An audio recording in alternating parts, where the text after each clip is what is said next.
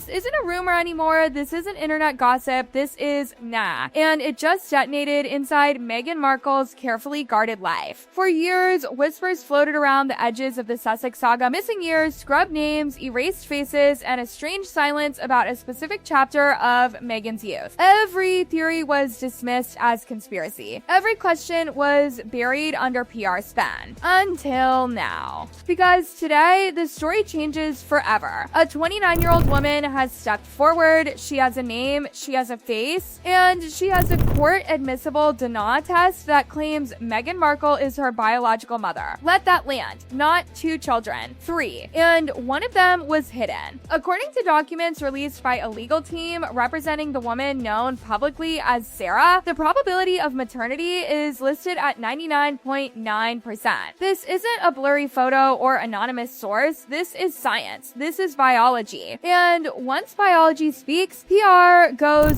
silent. Joe Guiliano's secret daughter. Sarah is 29 years old, placing her birth squarely in the mid-1990s, long before red carpets, royal titles, or carefully curated feminism speeches. Back when Meghan was a teenager. Back when her official timeline suddenly develops gaps. And those gaps are now screaming. Sarah says she was born in secrecy, placed out of sight, and raised away from the woman who would later preach compassion to the world. She says she didn't come forward for fame. She didn't come forward for money. She came forward because she's tired of being erased. Imagine growing up watching your biological mother on television, first as a rising actress, then as a global icon, then as a royal, while knowing you are the secret that must never be spoken. Imagine watching the royal wedding, the white dress, the sermons about love and family, while realizing you are the child who didn't make the cut. That's the emotional core of this story, and it's devastating. Sarah says she waited, she stayed quiet, she watched Meghan talk about motherhood, trauma, and generational pain, and then something snapped. Because compassion that excludes your own child isn't compassion, it's performance. And now the receipts are public. The DNA results were released strategically. No lawsuit demands, no settlement threats, just a challenge. If this is false, submit your own DNA test. Silence followed. Inside Montecito, sources describe panic. Absolute panic. This is the one thing Meghan cannot spin, cannot reframe, cannot leak her way out of. You can control headlines, but you can't control a grown woman with proof. So how did this stay buried for nearly 3 decades? That's where the name Joe Guiliano comes back into focus. For years, he was a ghost, an unexplained figure from Meghan's early life that mainstream media refused to touch. Friends from that era whispered about an intense young relationship that ended abruptly. Joe vanished. Meghan moved on. The past was sealed. Or so it seemed. Sarah claims Joe is her biological father and that he was silenced. According to her legal team, sealed agreements and intense pressure ensured he stayed quiet for the good of everyone involved. But time changes people, and secrets expire. Joe is now reportedly supporting his daughter publicly. That turns this from a whisper into a 2-front collapse. Sarah's testimony paints a picture of deliberate erasure. She says she tried to reach out privately, letters, emails, back-channel attempts before going public. She says she contacted palace offices. She says she tried through charitable foundations. She even claims she attempted to reach Meghan's mother. The response? Nothing. Blocked numbers. Unopened letters. Total silence. Not ignorance. Avoidance. And that detail matters because it reframes everything. This wasn't a secret Meghan didn't know about. This was a secret she actively refused to acknowledge. The timing could not be worse. The Sussex brand is already wobbling, failed deals, credibility issues, audience fatigue, and now a story that suggests ambition didn't just cost relationships, it cost a child. Suddenly, old patterns look different. The estrangement from her father, the discarding of friends, the scorched earth exits. This isn't chaos, it's consistency. And then there's Harry. Did he know? That question alone could tear the marriage in half. If he didn't know, then everything he sacrificed, his family, his country, his reputation, was done under false pretenses. If he did know, then every interview, every victim narrative, every demand for privacy becomes something else entirely. Not protection. Participation. The legal implications are staggering. If Sarah was placed in an informal or sealed arrangement rather than a fully terminated adoption, questions of responsibility don't disappear with time. Under California law, biological ties matter, especially if coercion or irregularities are proven. And Sarah's team is hinting at exactly that. They're hinting at pressure, at silence bought early and enforced later, at documents that were never meant to see daylight. Meanwhile, mainstream media is conspicuously quiet. No wall-to-wall coverage, no urgent panels, no breaking news banners. Why? Because this isn't a story you can casually dismiss. It's radioactive. One wrong sentence triggers lawsuits. One wrong denial invites discovery. And discovery is where carefully curated timelines go to die. Behind the scenes, photos are circulating, faces compared, features matched. Those who've seen them say the resemblance is unsettling. Not just similar, but unmistakable. The eyes, the freckles, the bone structure, a mirror from the 90s without the polish. Sarah doesn't speak like someone chasing fame. She speaks like someone reclaiming existence. She says she doesn't want revenge, she wants acknowledgement, she wants the truth to be the baseline. And that sentence alone terrifies everyone involved, because truth doesn't negotiate. This revelation doesn't just threaten reputations, it threatens foundations. It raises questions about vetting, disclosures, and what was known, when, and by whom. If institutions miss this, that's incompetence. If they knew and buried it, that's something far worse.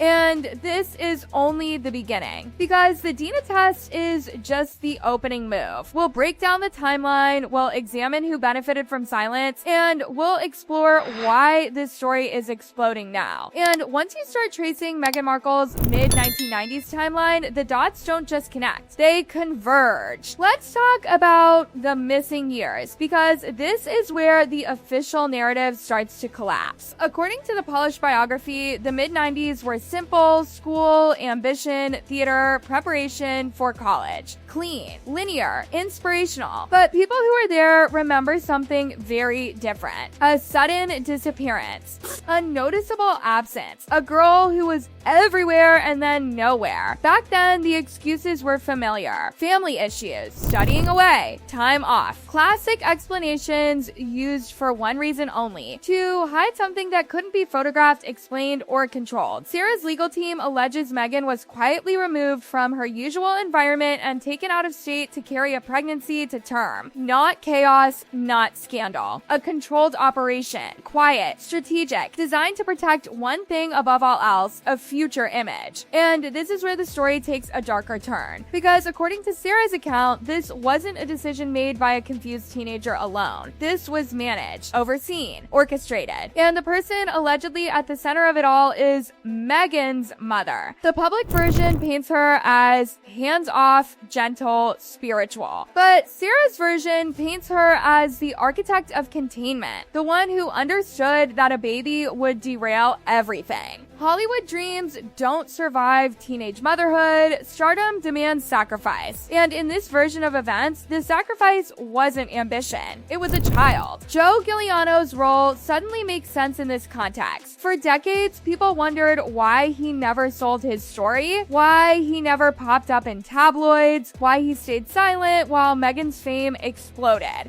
According to sources close to him, silence wasn't voluntary, it was enforced. Non-disclosure agreements, emotional pressure, the implication that speaking would destroy lives. He was young, he was outmatched, and he was told that silence was the only way to protect everyone involved. But here's the thing about NDAs. They don't erase memory, they don't erase guilt, and they don't erase children. Joe is no longer a scared teenager. He's a father watching his daughter be erased while the woman who left her behind lectures the world on compassion. And that hypocrisy, according to those close to him, finally broke something. His affidavit, still not fully public, is rumored to detail emotional coercion, not abandonment. He didn't walk away, he was pushed out. That distinction matters more than anything. And then there's the way Sarah was raised. marriage, not foster care, not public adoption, something far quieter. Raised close enough to monitor, but far enough to deny. Sarah describes fragmented childhood memories, a woman visiting occasionally, a woman who looked like her, a woman who cried and then vanished again. Was it guilt? Was it fear? Or was it the final severing of a connection that threatened a future brand? Psychologically, this explains everything. When someone builds a life on a secret that could destroy them, control becomes survival. Every relationship becomes transactional. Every person becomes disposable. You cut first before anyone gets close enough to see behind the curtain. Suddenly, the pattern sharpens. The fractured family, the discarded friends, the scorched earth exits. These weren't accidents. They were preemptive strikes. And then comes the royal chapter, the most dangerous environment imaginable for a buried past. Royal vetting isn't a vibe check. It's forensic. Backgrounds are pulled apart piece by piece. Financials, relationships, medical history, skeletons don't hide easily. So here's the question no one wants to ask out loud. Did the palace know? If they didn't, that's an astonishing failure. If they did, that's a calculated containment strategy. Either way, it reframes everything. The tension with aides, the alleged screaming matches, the paranoia about leaks. What if it wasn't about tabloids? What if it was about leverage? Do what we say or the file opens. In that context, the Great Escape, the sudden exit, the flight to California, the scorched narrative about freedom starts to look different. Not a rebellion, a relocation, a move to a legal environment where silence is enforceable and control is easier to maintain. But the fatal mistake was assuming time would freeze the secret. Children grow up, and when they do, they ask questions. Sarah says she doesn't want revenge. She wants reality. She wants her siblings to know she exists. That's the part that terrifies everyone involved because it's unselfish, it's unspinnable. You can't dismiss it as greed when the request is acknowledgement. And now the ripple effects are multiplying. Networks are circling, interviews are being negotiated, and notably, some doors are closed. Certain interviewers are suddenly unavailable. Conflicts of interest, long-standing relationships, protecting past investments. That silence speaks volumes. Meanwhile, Buckingham Palace isn't panicking. They're waiting. Because if it's proven that disclosures were falsified or that critical family information was withheld during vetting, the palace gains the moral high ground, not punishment. Procedure, a status review, a clean severing without accusations of vendetta. And that possibility terrifies Montecito. Then there's Harry. If you didn't know, the betrayal is existential. Everything he defended collapses. Every accusation he hurled at his family rebounds. If he did know, the public sympathy evaporates overnight. Either way, the marriage doesn't survive this unchanged. And let's talk money, because silence always has a price.